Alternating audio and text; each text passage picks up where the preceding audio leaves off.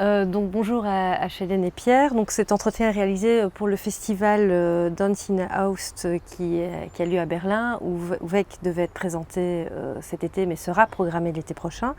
Et donc l'idée c'était qu'on échange entre vous deux, donc Hélène qui est donc une danseuse chorégraphe qui travaille en Belgique depuis une vingtaine d'années et qui est en compagnonnage avec le théâtre de Liège entre autres, et Pierre Doubi donc, qui est professeur de physique à l'université de Liège. Donc en fait, l'idée c'est d'échanger sur pourquoi vous deux, pourquoi on parle ensemble maintenant, et le fait qu'il y ait une rencontre à un moment donné initiée par le Théâtre de Liège où moi je travaille, et c'est pourquoi c'est moi qui mène cet entretien. Voilà, donc nous allons commencer. Donc l'idée c'était que dans le cadre du compagnonnage, il y avait la liberté de proposer des rencontres un peu particulières, quels que soient les sujets, quelles que soient les envies du metteur en scène ou de la chorégraphe. Et donc HLN, il y a déjà quelques mois, il y a même une année je dirais, était revenu vers Pierre Theiss et moi en disant j'ai envie de travailler sur cette notion de théorie du chaos, donc en physique, le fameux effet papillon, en sachant que je veux le personnifier physiquement dans la chorégraphie et que donc j'ai vraiment envie d'avoir une rencontre avec quelqu'un qui pourrait m'éclairer sur les notions scientifiques, mais aussi comprendre qu'il y ait ce désir d'en faire quelque chose physiquement. Et donc, suite à cette demande à la fois particulière et que moi je trouve assez chouette, parce que c'est une forme de défi de se dire tiens, qui va se mettre en lien avec qui, donc je me suis renseignée au sein de l'Université de Liège et donc on m'a renseigné Pierre Doubi qui est donc aujourd'hui avec nous et en tant que physicien, et donc nous avons provoqué une première rencontre dans le café du Théâtre de Liège où là nous étions tous les trois sur vraiment cette notion de qu'est-ce que c'est la théorie du chaos et qu'est-ce qui pourrait, comment cette théorie pourrait se personnifier dans un objet artistique.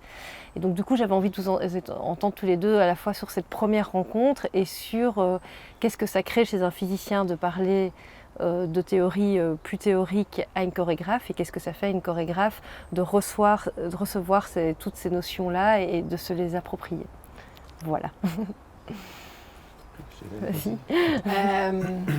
Bon, la première rencontre, pour moi, c'était très proche, dans le sens que toutes les choses que Pierre partageait me semblaient, oui, les langages très, très proches à ce que j'ai travaillé.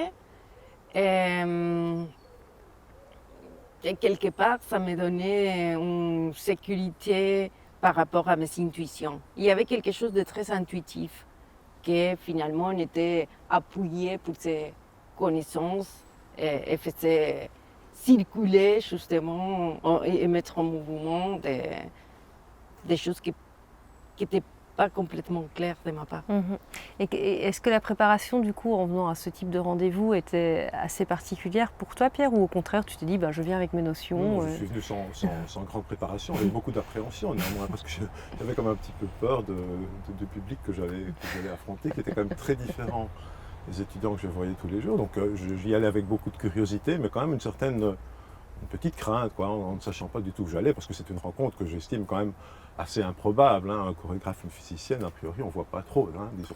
Enfin, bon, voilà, j'avais envie de jouer le jeu. Alors effectivement, la discussion a commencé avec l'effet papillon, mais l'effet papillon, finalement, l'idée qu'on s'en fait n'est pas si mauvaise, c'est pas strictement scientifique, mais enfin bon, l'idée que des petites causes peuvent donner de grands effets, c'est quelque chose d'assez connu et qui correspond quand même un petit peu à ce qui se passe. Alors on a commencé à parler de cela et puis on est parti vers dans des tas d'autres directions. Et la rencontre, comme dit Hélène, s'est passée assez simplement, et tout de suite, me semble-t-il, on a senti une possibilité de dialogue, à mon grand étonnement et à mon grand plaisir de toute façon. Et ce que je trouve effectivement très intéressant, c'est qu'il y a un imaginaire commun qui s'est créé très rapidement, parfois appuyé sur des faits concrets. Donc tu nous as montré des images de différents lieux, c'est peut-être intéressant d'en parler aussi, qui du coup éveille évidemment une forme d'imaginaire et de fantasme sur des possibles, et qu'effectivement en fait le champ c'est comme ouvert sur les réflexions, parce que parfois une explication scientifique pourrait annuler un désir de création, et j'ai l'impression qu'ici tout a plutôt été vers un sens plus ouvert et que là le dialogue a pu commencer. Et donc c'est peut-être important que tu nous parles aussi des images que tu as pu amener à ce premier rendez-vous et qu'après vous puissiez échanger sur comment ensuite vous avez continué à collaborer. Oui, effectivement, c'est vrai qu'on s'est assez rapidement finalement éloigné un petit peu de la théorie du chaos, ou plutôt on l'a envisagé dans un contexte un peu plus large qu'en science on appelle les phénomènes d'auto-organisation, dans lesquels le chaos peut apparaître effectivement, mais il y a un champ plus large que le chaos, donc qui sont ce qu'on appelle les phénomènes d'auto-organisation. Alors l'étude de ces phénomènes-là consiste à mettre en évidence et essayer d'analyser, de comprendre comment certains systèmes physiques, mais en l'occurrence ça va après cela devenir une troupe de danseurs, hein, donc c'est un petit peu là que se trouvait le défi, c'est là que se trouve la charnière d'une certaine façon. Donc comment certains systèmes physiques peuvent s'organiser spontanément, enfin c'est le mot, c'est ça l'auto-organisation. Donc ça veut dire que des systèmes physiques parviennent à se structurer, soit dans l'espace, soit dans le temps, sans que cette structure, sans que cet ordre soit imposé de l'extérieur.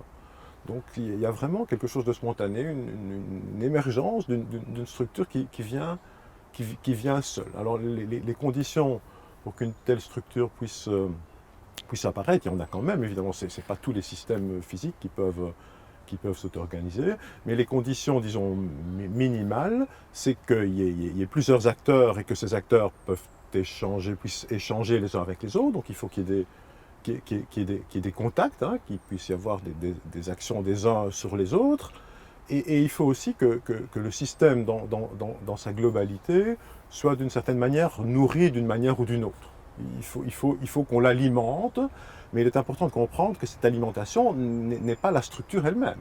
Donc on nourrit le système de manière un peu fluide, disons, hein, on fait entrer de l'énergie, c'est un mot un peu global, et grâce à cette énergie et grâce aux interactions entre les acteurs, apparaît quelque chose qui n'est pas là a priori. Alors il y a des tas d'exemples, effectivement, il y a des jolies images, on peut montrer de jolies images de ce genre de phénomène. Alors ceux que je vous avais montrés, c'était par exemple un phénomène d'une couche de fluide, donc c'est simplement un fluide que l'on dépose horizontalement dans une casserole, dans une poêle, et que l'on chauffe par le bas. Alors ce chauffage se fait de manière parfaitement uniforme. C'est-à-dire que le chauffage est le même partout, la température est la même partout en bas, et de même la température est la même partout en haut. Donc le fluide lui-même est plongé dans un environnement qui est parfaitement uniforme horizontalement, donc il n'y a pas de structure, hein, dans les directions horizontales, et puis tout d'un coup, lorsque ce chauffage devient suffisamment important, le fluide se met en mouvement. Donc ça veut dire qu'il apparaît des petites cellules de convection, comme on appelle ça, c'est-à-dire des petites montées de fluide ici, des petites descentes là-bas, etc. Et puis toutes ces petites particules de fluide se parlent, si je puis dire, et s'organisent les unes avec les autres, et puis apparaît comme ça soudainement une assez magnifique structure, je trouve, avec des petites cellules hexagonales où le fluide monte au centre, descend sur les côtés, et puis tous ces petits hexagones s'arrangent les uns à côté des autres, et on observe une très jolie symétrie. Alors ces structures hexagonales qui apparaissent dans le fluide ne sont en rien pilotées par l'extérieur. Encore une fois, l'extérieur est parfaitement uniforme, et le système refuse cette uniformité, si je puis dire. Donc le système parvient à créer une structure, en l'occurrence ici une structure spatiale, qui ne lui est pas imposée de l'extérieur. Donc ça a quelque chose d'assez magique, à vrai dire, hein, parce que je pense que communément, on conçoit plutôt que si un système se trouve dans un environnement uniforme et qu'il reste dans cet environnement uniforme le temps de s'y adapter, que quand il s'y adapte, il va aussi être uniforme, évidemment. Et ce qui est magique, encore une fois, du fait des interactions, hein, c'est parce que les particules des fluides se touchent les unes les autres, se bousculent les unes les autres, que de proche en proche, hein, la structure se crée. Mais du seul fait de ces interactions et du maintien de la différence de température, donc il faut qu'il y ait un flux d'énergie qui traverse le système, de ce seul fait-là, une structure peut apparaître.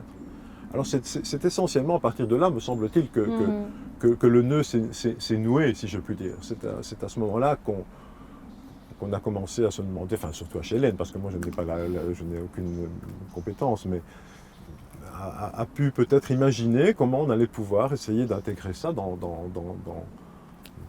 dans un spectacle de chorégraphie avec des danseurs qui sont évidemment les petites entités microscopiques qui interagissent les unes avec les autres, et puis avec un moteur extérieur. Alors le moteur extérieur, je ne sais pas très bien, j'ai imaginé, surtout après avoir vu le spectacle, j'ai imaginé que ce moteur extérieur, c'était sans doute la musique en fait, qu'il y avait cette musique qui ne dictait pas le mouvement des danseurs évidemment, mais qui était quand même là pour entretenir une dynamique et voilà, les interactions des danseurs entre eux, la musique qui menait la danse, si je puis dire, a fait qu'une structure apparaissait sur la scène. Donc c'est un petit peu comme ça que je me suis raconté l'histoire depuis le début jusqu'à la fin. Je vais peut-être un peu trop rapidement à la fin, mais bon voilà. Oui, pour moi, quand j'entends ça, comme je l'ai travaillé dans mon imaginaire, j'essaie toujours que les danseurs, ils sont une contradiction. Ça veut dire qu'ils fassent deux choses à la fois, au moins, et qu'ils la mettent en mouvement pour créer quelque chose, peut-être les magiques, qu'on ne peut pas les définir, on ne sait pas qu'est-ce que c'est, on ne les voit pas très clairement, mais qui crée une curiosité, quelque chose qu'il y a quelque chose, mais on ne peut pas le savoir qu'est-ce que c'est. Et d'un coup, cette contradiction des soleils qui chauffent et qui met les choses à travailler, ça me parlait dans le travail que je mène et que j'essaye de faire. Aussi, ça me fait penser à une interview d'une chorégraphe que j'adore, Deborah Hay, qui dit quand un danseur, un interprète, il est trop dehors, il se perd. Quand un danseur il est trop dedans, il se ferme. Il faut toujours être dans un équilibre de contradictions et d'opposition. Et c'est notre travail qui est très difficile parce que des fois on va trop d'un côté ou de l'autre, mais oui, ça me servait parce que ça appuyait déjà quelque chose qui était en route. Je me souviens qu'au début, j'étais en Argentine et j'étais avec mes enfants au musée des sciences. Il y avait une table, un peu avec des mouvements, quand j'étais deux balles, et qu'on voyait les systèmes, une possibilité de chaos, parce que les balles, on ne savait jamais où ils allaient. Je disais, waouh, si on pourrait faire ça chorégraphiquement, oui.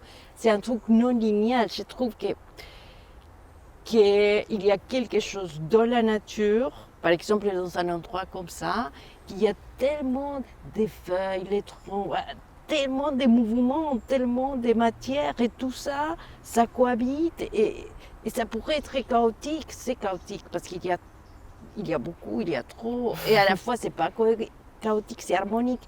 Et oui, j'avais un désir très grand aussi de faire quelque chose de non linéaire, de chaotique, mais d'organiser quelque part, que ce ne soit pas... Mais donc ça se répond bien effectivement avec cette notion où tout d'un coup c'est comme si les auto-organismes ou les acteurs comme tu dis ou les danseurs avaient comme la permission de faire différemment. Et c'est ça que je trouve intéressant, enfin on va parler un peu plus longuement après du spectacle en soi, mais c'est comme si ça ouvrait un champ du possible de travailler différemment sur base de ces expériences-là ou de ces explications-là. C'est assez proche de la notion de chaos en science. Effectivement, le chaos en science a quelque chose de chaotique au sens commun du terme, donc de désorganisé, d'imprévisible. Mais ça ne veut pas dire pour autant qu'il se passe n'importe quoi. Exactement. Il y a quand même une structure à l'intérieur de cela. Et le système ne peut pas se comporter n'importe comment. Il est un peu imprévisible, mais il y a quand même des balises, disons. Alors on donne souvent l'exemple de la météo et les ailes du papillon là, qui peuvent déclencher une tempête, etc. C'est un exemple de météo, ça. Mais la météo est effectivement chaotique. Il peut se passer des effets surprenants, des petites causes, grands effets, mais il ne fera jamais une température polaire à l'équateur et une température tropicale au pôle Nord. Ça, c'est pas possible. Donc je veux dire par là que l'imprévisibilité a une certaine limite d'une certaine manière. Et donc le chaos au sens scientifique du terme, et qui correspond un petit peu à ce que tu viens décrire, comprend bien cette notion cette opposition quoi, entre quelque chose de partiellement imprévisible, mais de néanmoins partiellement contraint également.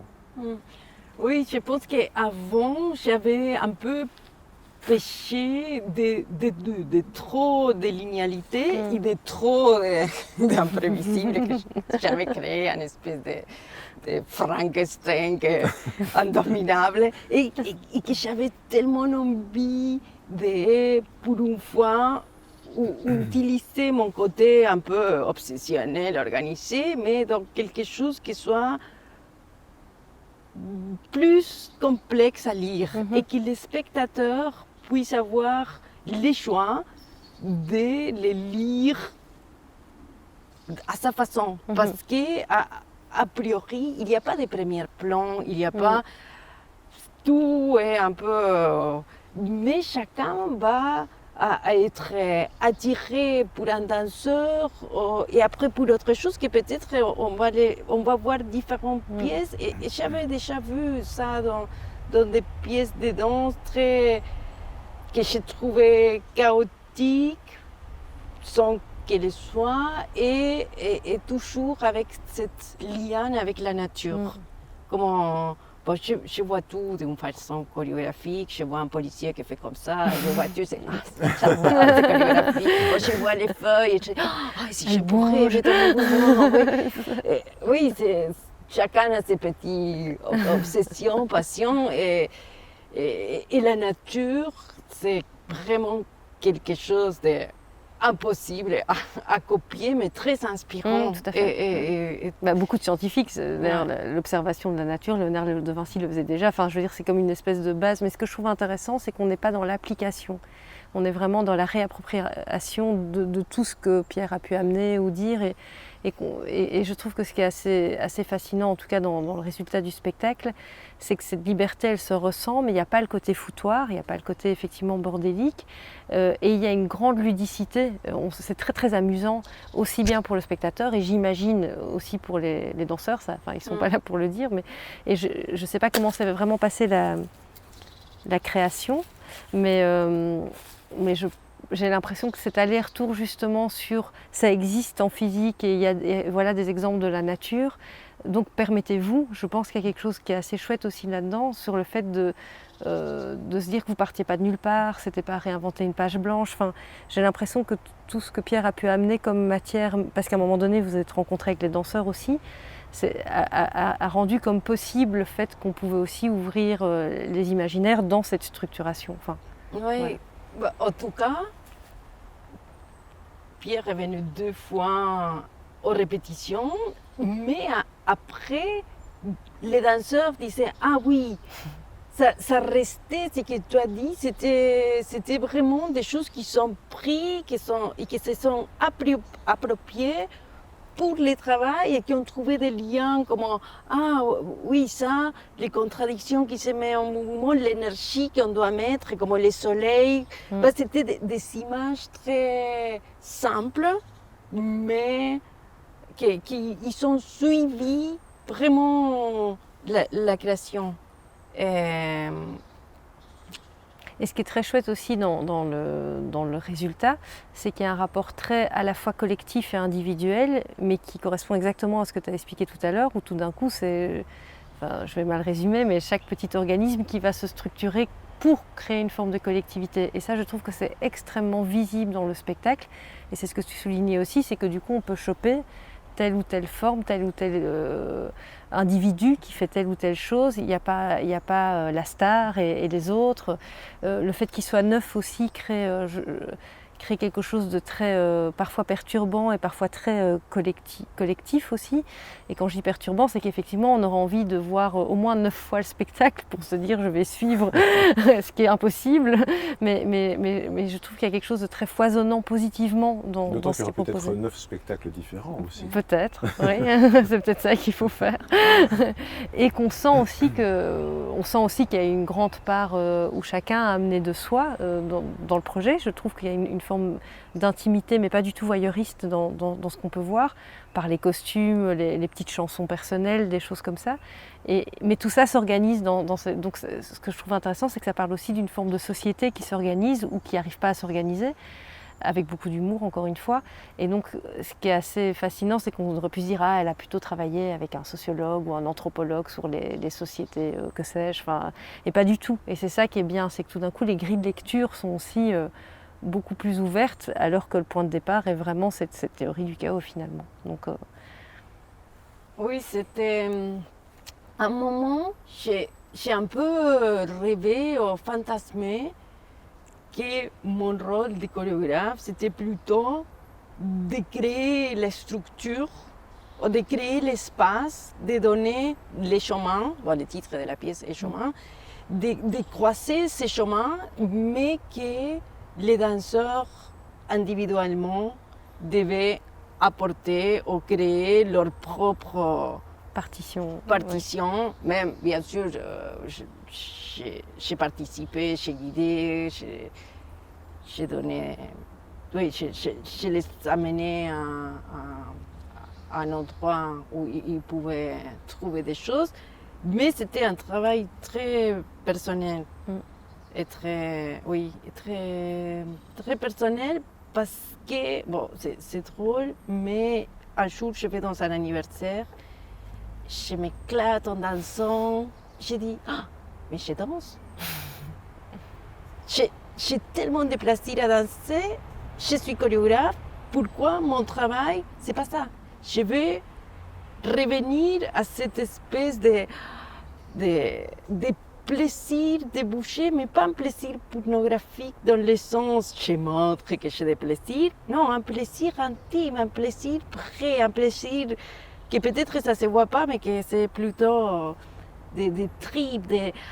Et d'un coup, oui, ça c'était un grand déclic de se dire je veux que les autres aient des plaisirs. Et ça, c'est un déclic dans ton travail en général ou c'est vraiment lié à ce projet-là? J'imagine qu'à partir du moment où il y a ça, tu veux continuer à partager ce plaisir. Parce qu'effectivement, quand tu vois les spectacles précédents, il y a quelque chose de beaucoup plus, tu le disais tout à l'heure, contrôlé, mais fascinant aussi, parce qu'il y a comme une répétition et un côté presque comme de la transe, comme ça, mais qui du coup crée aussi quelque chose de positif, en tout cas en tant que spectateur. Et ici, c'est vrai que le côté bordel organisé est beaucoup plus comme généreux et jouissif. Est-ce qu'il y a un aller-retour ou est-ce que tu en es là maintenant dans ta recherche chorégraphique? Moi, je me suis dit, tous les chemins amènent à Rome. Mais c'est pas la même chose d'aller à Rome sans chaussures, avec la pluie, avec des vents, que sous le soleil, en sous dansant. le soleil, avec des amis. Et je me suis dit, je vais m'écarter d'un chemin que, quelque part, ça ne me donne pas de jouissance, même si les produits finaux, il est super intéressant, il est fort, mais j'avais envie aussi de que, bon, j'ai lu beaucoup sur les habilités soft, oui. Oui, essayer de travailler différemment, et c'est pour ça qu'il y avait un côté dans chaque chemin, dans chaque interprète, de trouver ça pour soi et comment j'ai connecté tout ça, que pour moi c'était le côté plus physique, peut-être c'est pas du tout, mais c'était.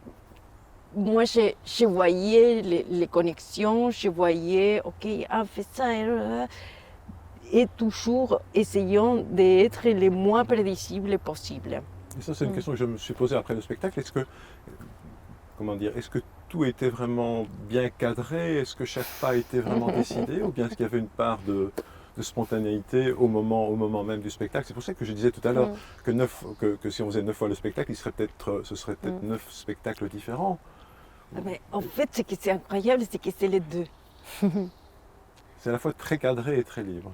Ouais. Les deux sont strictement ensemble. Ça veut dire tous les espaces et tous les timings sont très, très, très, très calés. Toutes les matières sont définies, Mais à l'intérieur de ces matières, il y a quand même une part de liberté. Et l'émotivité de la personne au moment même. Oui, oui.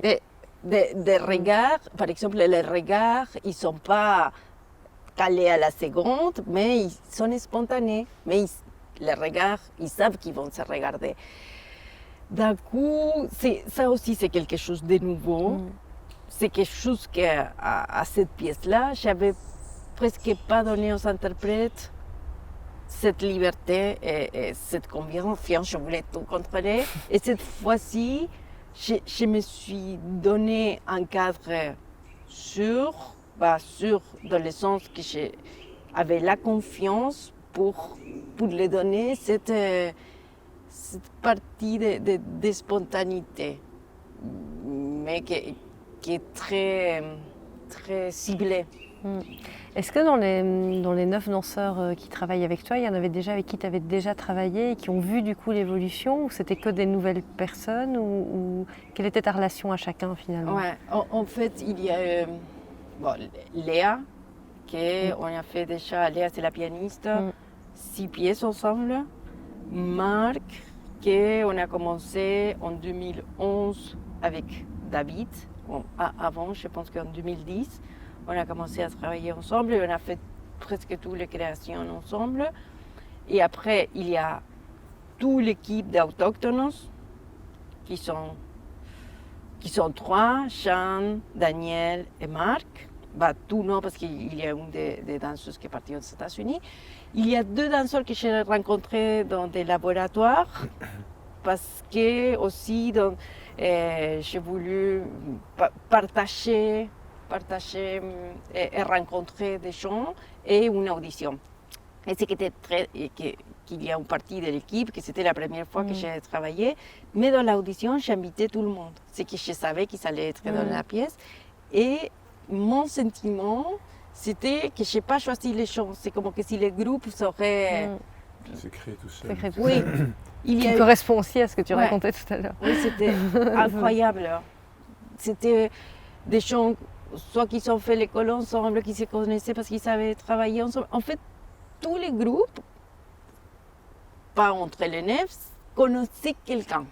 Et d'un coup, cette connivence a fait que les groupes, ça révélait. J'avais pas l'impression. Il y avait une confiance en fait. Oui. Et c'était... Oui, c'était très, très impressionnant. Je pense que j'étais calme pour pouvoir les voir, parce que des fois... Ouais.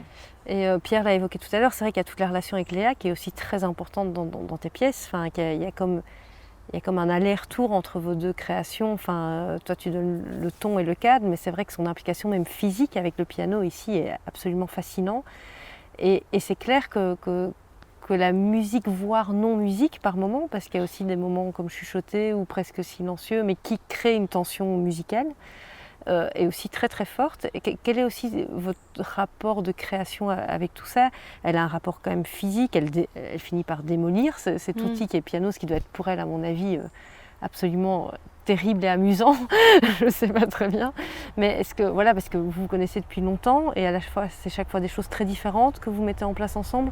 Est-ce que tu peux quand même évoquer un peu ce rapport-là? Ouais. En fait, cette pièce, elle était différente parce qu'avant, on travaillait plutôt les danseurs comme en unisson, ce que ça faisait la danse et la musique, la relation était plus facile. Là, comme chaque danseur avait comme sa propre musicalité, c'était un autre chemin. En fait, pour moi, c'est 10 chemins et elle a créé son chemin et sa dramaturgie à l'intérieur.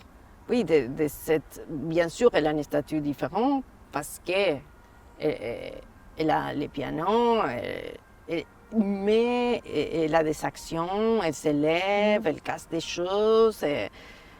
Oui, je pense qu'on a passé vraiment un autre stade dans notre relation et dans son investissement musical.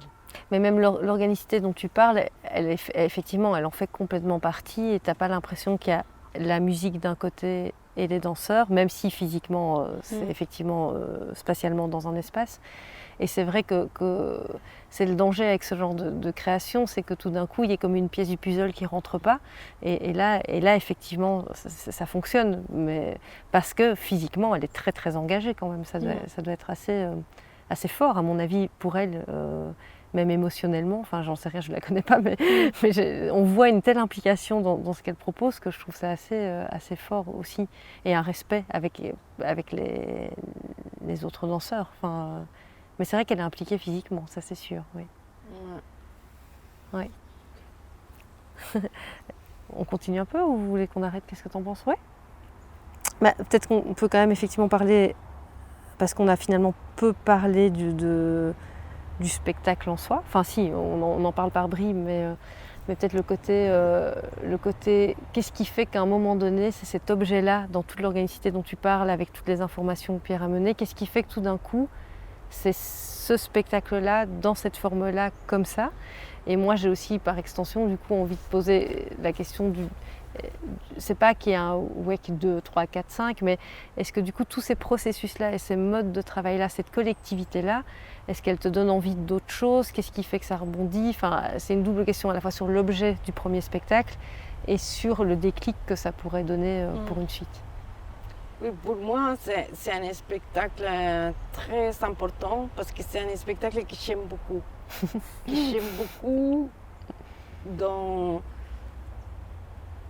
Des fois, il y a les résultats artistiques, mais pour moi, un spectacle, ce n'est pas seulement un résultat artistique, c'est vraiment tous les processus, les rencontres, c'est un travail de fourmi, lire un truc, aller voir et faire une relation. Et tous ces petits parties se sont alignés dans un sens cohérent et bienveillante. Et d'un coup, oui, ça c'est pour moi, c'est la réussite totale parce que oui, ça devient un objet que j'aime et un processus que je voudrais continuer. Comment, oui, c'est peut-être plus sensible. Je pense que j'ai accepté de travailler avec des autres parties de moi que j'avais un peu mis de côté. Je pense que oui, j'aime beaucoup les ridicules, j'aime beaucoup travailler avec les choses qu'on essaye de cacher et qui sont présents, ils ne sont pas que ça, mais il y a la multiplicité. Je me suis dit, et la complexité. Moi, j'aime bien quand j'essaye de regarder toutes mes parties. Il y a des parties, bien sûr, que je ne voudrais pas y avoir, mais que je n'ai. Et que j'essaye de les accepter et de les montrer. Et d'un coup, cette multiplicité de composants, et cette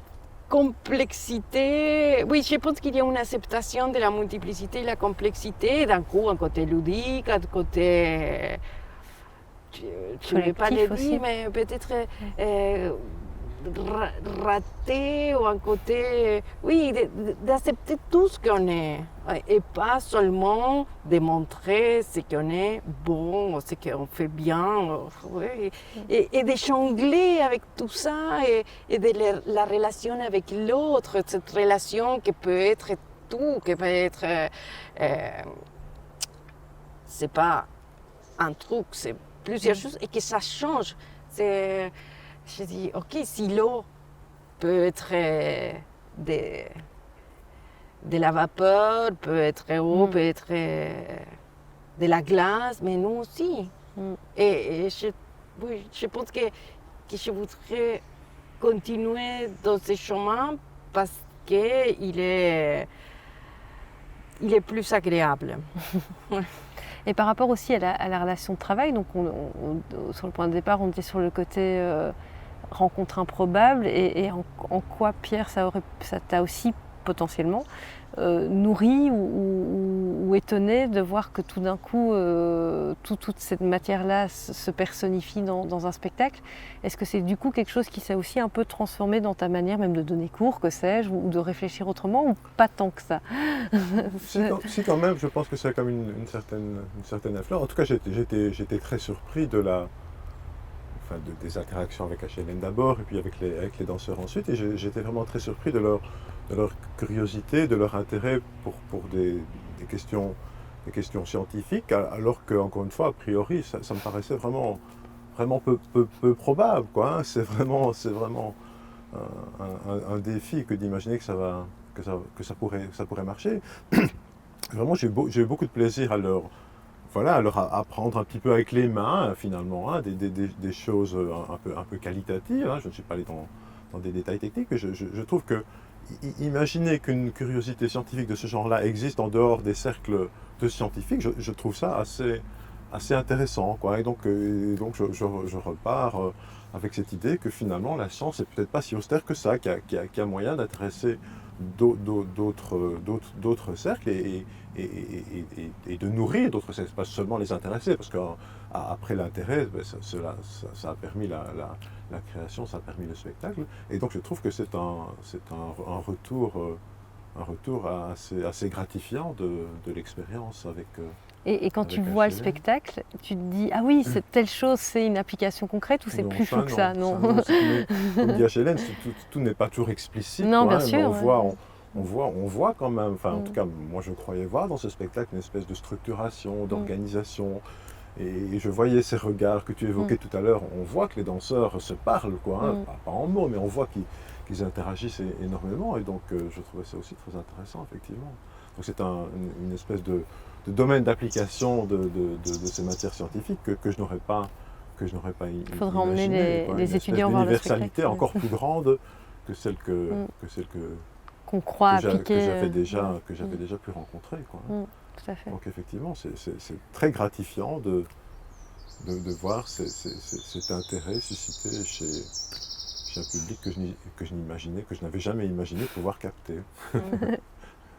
Oui, moi, par rapport à ça, j'ai trouvé que dans la nature et dans les explications de Pierre, il y a un côté très subtil, une subtilité que des fois, que pour moi était prioritaire. Après, je ne sais pas si c'est si subtil que ça, mais j'essayais de travailler sur ça, et sur une invisibilité, sur un travail qui devient presque invisible à la place de vouloir montrer, d'essayer de les cacher, mais en sachant sur quoi on travaille. Et autre chose, c'était que finalement, peut-être ça, j'ai l'impression comme qu'on fait tous la même chose.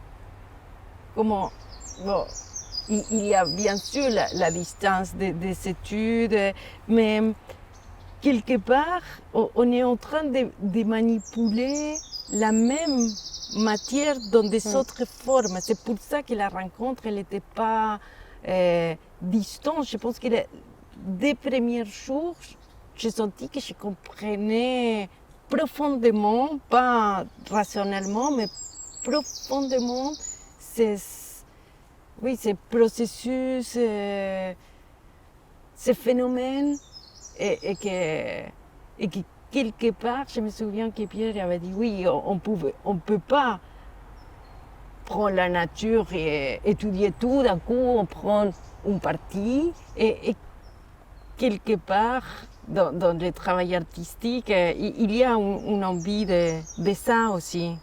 Peut-être pas de l'étudier, mais d'essayer de s'inspirer. De s'approprier aussi. De s'approprier, En tout cas, merci à tous les deux, et surtout merci au festival de nous avoir permis cet échange que je trouve très agréable. On pourrait continuer encore des heures, mais je crois que c'est intéressant. Ça a donné l'essence et du spectacle et de la rencontre. Et j'espère surtout que des spectateurs pourront voir ce magnifique spectacle. Voilà, je ne sais pas si vous voulez ajouter un dernier mot. Oh, je voudrais remercier les festivals parce que c'était une situation très inédite. Et justement, dans cette bienveillance, c'était très bienveillant la manière où ils ont travaillé avec les artistes pour prendre des décisions ensemble, pour communiquer, pour réfléchir ensemble à la meilleure manière pour analyser les différentes situations dans les pays et dans des situations comme ça, c'est très agréable de sentir qu'on est ensemble. Bien sûr. Ouais. Merci beaucoup en tout cas. Très bien, merci. Ouais. Je veux aussi vous remercier toutes les deux, Edith pour m'avoir invité, Hélène pour la collaboration et le plaisir de travailler dans ce nouveau cadre. Merci à tout le monde. Merci. Voilà.